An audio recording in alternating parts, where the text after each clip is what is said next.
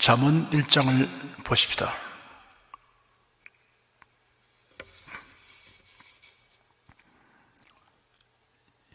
1절 한 절을 다 같이 읽겠습니다. 다윗의 아들 이스라엘 왕 솔로몬의 잠언이라. 솔로몬의 잠언이라고 했지만 솔로몬이 단독으로 기록하는 것은 아닙니다. 솔로몬 외에도 다른 2명의 기록자의 이름을 밝혔습니다. 30장 1절에는 이 말씀을 야게의 아들 아굴의 잠언이라고 하였고 31장 1절에는 르무엘의 어머니가 표기되었습니다. 그러나 가장 많은 부분이 솔로몬에 의해 기록되었기 때문에 솔로몬의 잠언이라고 부르기에 부족함이 없습니다. 성경을 기록한 각 사람은 성령의 감동하심을 입어 하나님께 받아서 기록하였습니다. 그러므로 성경의 원저자는 하나님이 있습니다. 성도들은 이러한 기본적 성경관이 확고해야 합니다. 잠언이라는 말의 사전적 의미는 훈계, 경계가 들은 짧은 말입니다. 히브리어로는 미술레인데 이런 마수알의 복수형으로서 속담들, 격언들이라고 번역됩니다.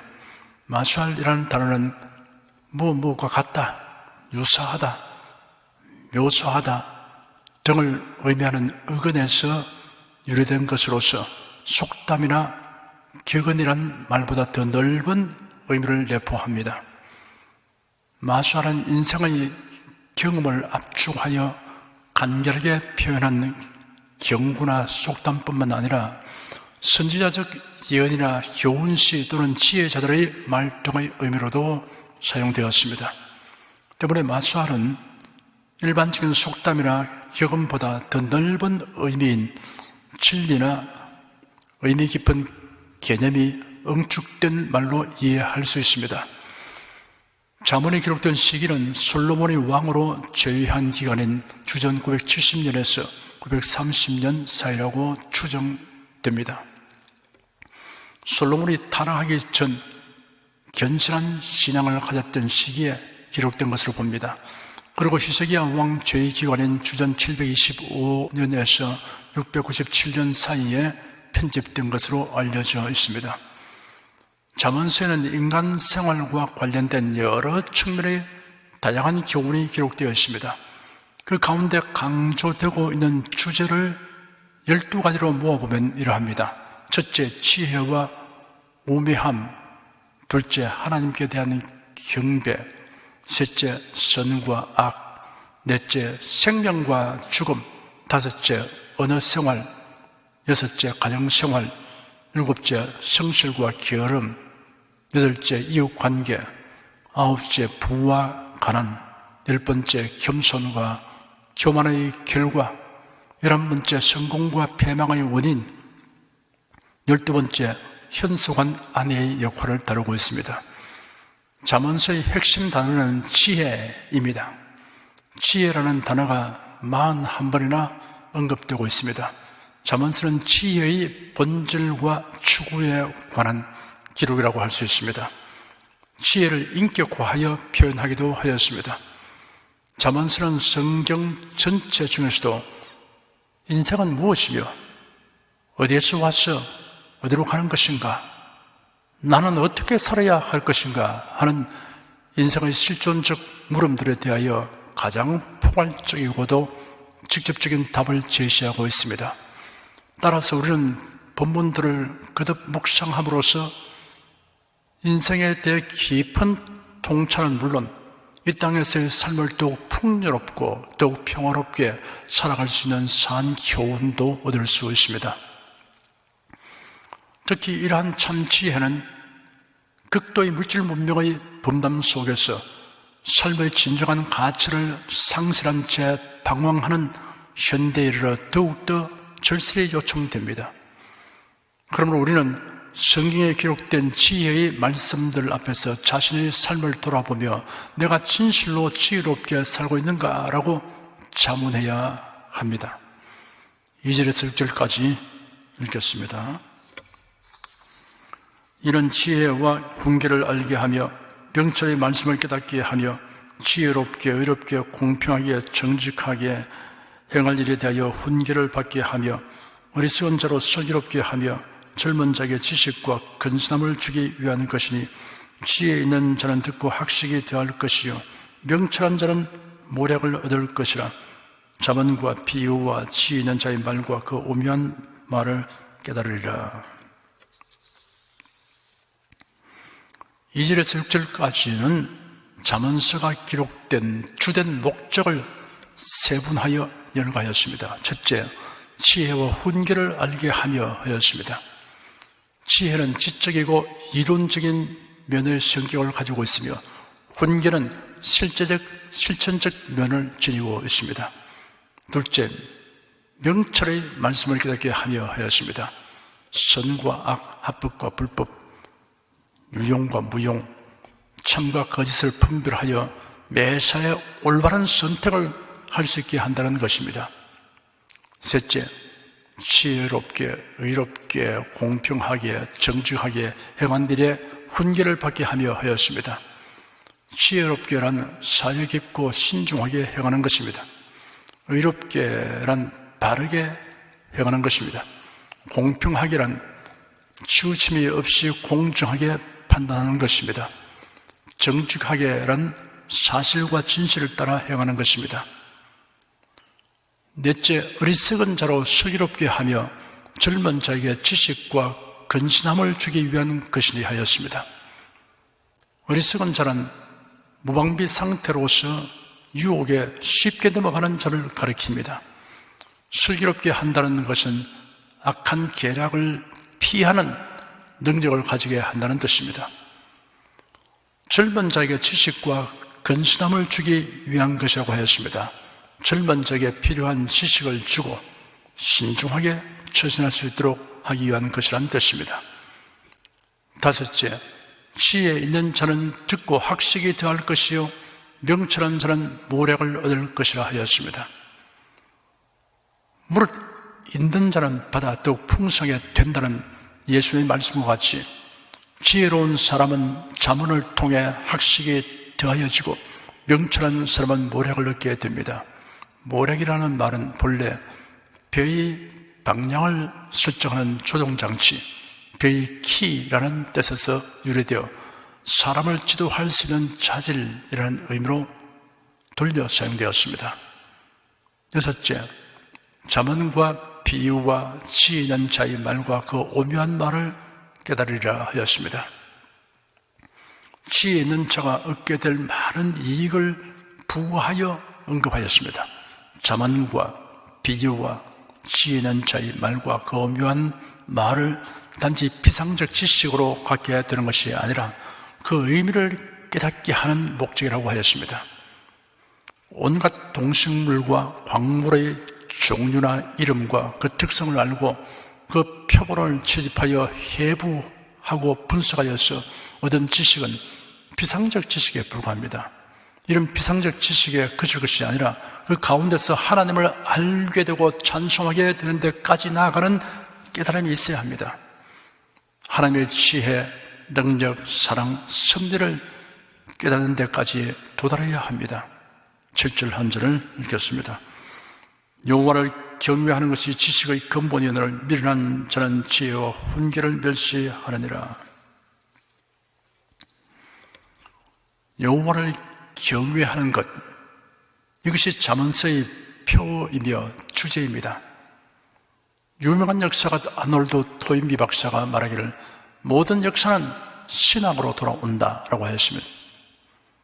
하나님이 계셔서 역사를 주관하신다는 것을 알게 된다는 뜻입니다. 여호와를 경외하는 데 이르지 못한 지식은 근본이 없는 지식입니다. 뿌리가 절단된 나무와 같습니다. 벼의 방향을 잡는 방향타가 없는 것과 같습니다.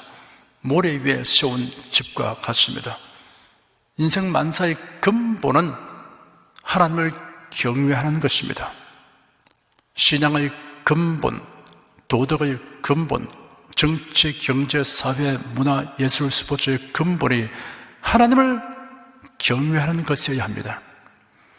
하나님을 경외하라는 지혜와 훈계를 받지 않고 멸시하는 자는 더없이 미련한 자입니다. 아집과 교만으로 완고해진 마음은 지혜와 훈계를 받아들이지 아니합니다. 예수님이 친히 말씀하신 씨 뿌리는 비유에서 씨앗은 말씀이고 씨가 떨어진 내 종류의 땅은 내 불의의 마음 상태를 의미하는 것으로 설명되어 있습니다. 그 중에 길가에 해당되는 마음이 있습니다. 길가란 밭일을 위해 여러 사람이 왕래하는 밭에 붙어있는 길을 말합니다. 길가는 사람들이 밟고 다녀서 흙이 다져진 딱딱한 땅이므로 씨앗이 뿌리기 어렵습니다. 길가는 교만과 자만으로 강팍하게 된 상태이고 편견과 선입관으로 완고하게 된 상태이며 무관심하고 냉담한 상태의 마음입니다. 길가에 뿌려진 씨앗은 새들이 먹어버린다고 하였습니다. 여기서 새는 마음에 뿌려진 말씀을 빼앗아 가버리는 마귀를 의미합니다. 하나님의 말씀이 사람의 마음에 심겨지면 믿음이 생기고 그 믿음으로 인해 구원을 얻게 하는 것을 마귀가 잘 알고 있습니다. 로마서 10장 17절에 기록기를 그러므로 믿음은 들음에서 나며 들음은 그리스도의 말씀으로 말미암았느니라 하였고 10장 9절에 네가 만일 네 입으로 예수를 주로 시인하며 또 하나님께서 그를 죽은 자 가운데서 살리신 것을 네 마음에 믿으면 구원을 얻으리니 하였습니다. 하나님을 경외하는 지혜와 훈계를 받으려면 교만, 자만, 아집, 편견, 냉담이 제거되어야 합니다. 8절, 9절, 2절 읽겠습니다. 내 아들아, 네 아비의 훈계를 들으며 내 어미의 법을 떠나지 말라. 이는 내 머리에 아름다운 관이요 네 목의 금사슬이니라. 오래전 옛날에는 부모가 교사이며 책이었습니다. 대체적으로 유대인 가정에서는 훈육은 아버지가 맡고 일반적인 가르침이나 율법 교육은 어머니가 맡았습니다. 부모의 훈계와 법을 존중해 여기는 것이 명예와 존귀를 얻게 할 것이라고 하였습니다. 여기서 부모란 넓은 의미로 해석하면 부모의 심정으로 제자를 교육하는 스승과 성경에 기록된 말씀으로 양육하는 목회자를 포함하는 것입니다. 10절에서 19절까지 읽겠습니다. 네 아들아, 악한 자가 너를 꿰일지라도 좇지 말라. 그들이 네게 말하기를 우리와 함께 가자. 우리가 가만히 엎드렸다가 사람의 피를 흘리자. 죄 없는 자를 까닭없이 숨어 기다리다가 음부같이 그들을 산채로 삼키며 무덤에 내려가는 자 같게 통으로 삼키자. 우리가 온갖 부활을 얻으며 빼앗은 것으로 우리 집에 채우리니 너는 우리와 함께 제비를 뽑고 우리가 함께 전대 하나만 두자 할지라도 내 아들아, 그들과 함께 길에 다니지 말라. 네 발을 금하여 그 길을 밟지 말라. 대저 그 발은 악으로 달려가며 피를 흘리는데 빠름이니라. 무릇 새가 그물 치는 것을 보면 허들이겠거늘 그들이 가만히 엎드리면 자기의 피를 흘릴 뿐이요 숨어 기다리면 자기의 생명을 해할 뿐이니 무릇 이를 탐하는 자의 길은 다 이러하여 자기의 생명을 잃게 하느니라. 누구나 시험과 유혹을 당하는 일은 있어도 누구나 시험이나 유혹에 빠지는 것은 아닙니다. 주님께서 가르쳐 주신 기도에 우리에게 시험이 없게 하여 주시고가 아니라 우리를 시험에 들게 하지 마시옵고 하였습니다. 예수님도 마귀의 시험을 받았습니다. 그러나 시험하는 사탄을 대적하여 물리쳤습니다. 시험과 유혹에 빠지는 근원적 이유는 두 가지입니다. 첫째, 탐심이고 둘째, 교만입니다. 시험과 유혹을 이기는 비결에 대하여 유대인 랍비가 가르치기를 내 안에는 네가 들어올 빈자리가 없다 라고 하여 물리치라 하였습니다. 20절, 21절 두 절 읽겠습니다. 지혜가 길거리에서 부르며 광장에서 소리를 높이며 혼하는 길머리에서 소리를 지르며 성문 어귀와 성중에서 그 소리를 바라여 가로되. 광범위하게 지혜를 줘야 합니다. 길거리, 광장, 사람들이 소유하는 길머리, 성문어기, 성중에도 전해야 합니다. 하나님의 말씀, 복음을 어디든지 널리 전해야 합니다. 너희는 온 천하에 다니며 만민에게 복음을 전파하라 라고 예수께서 명령하셨습니다. 22절에서 25절까지 읽겠습니다.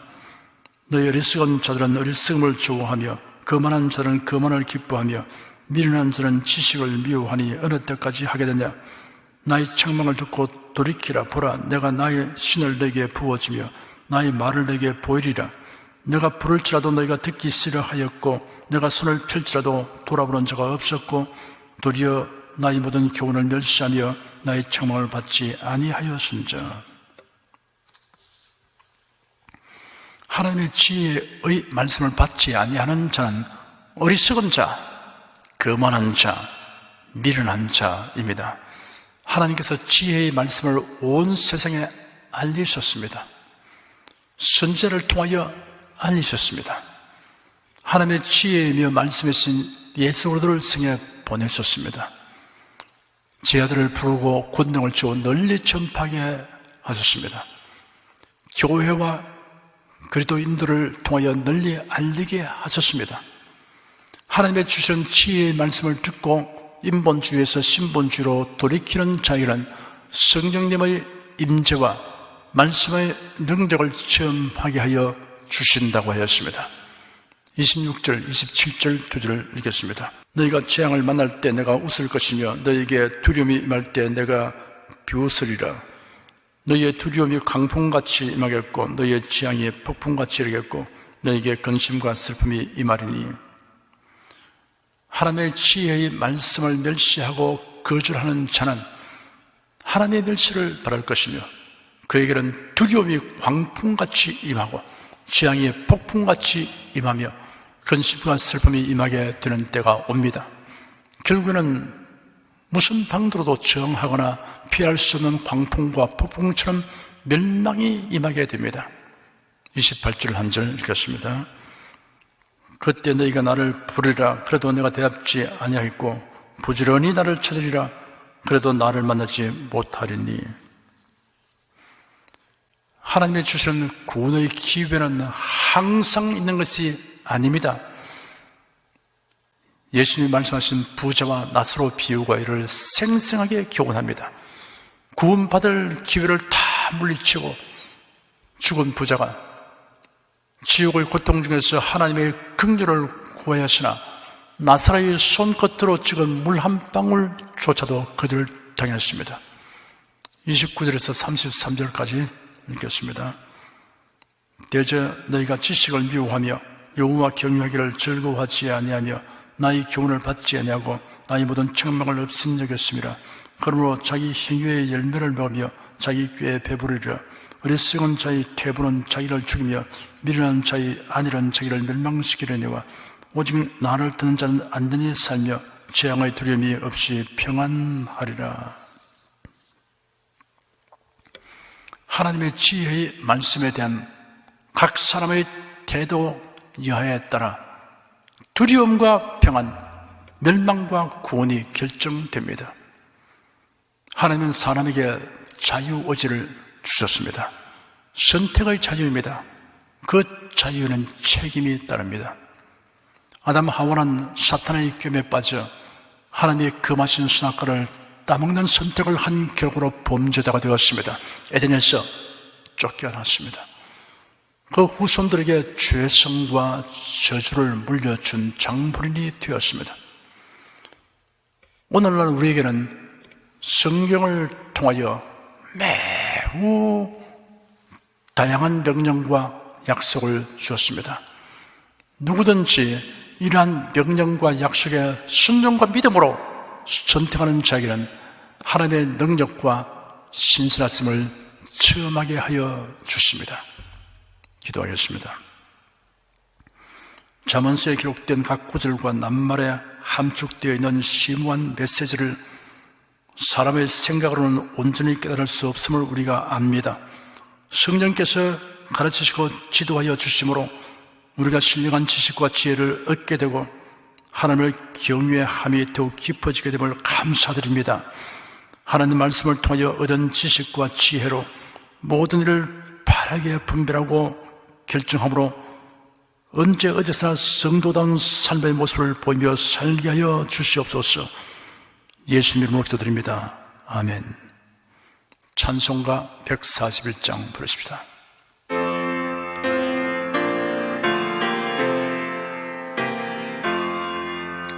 웬 말인가 날 위하여 주 돌아가셨나. 이 벌레 같은 날 위해 큰애 받으셨나. 내 지은 죄 다 지시고 못 박히셨으니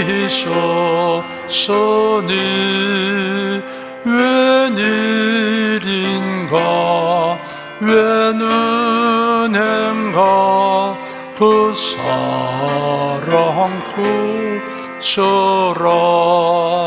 주 십자가 못 박힐 때 그에도 빛 잃고 그 밝은 빛 가리워서 캄캄케 되었네. 나 십자가 대할 때에 그 일이 고마워. 내 얼굴 감히 못 들고 눈물 흘리도다. 널 울어도 눈물로서 못 갚을 줄 알아. 몸 밖에 드릴 것 없어 이 몸 바칩니다.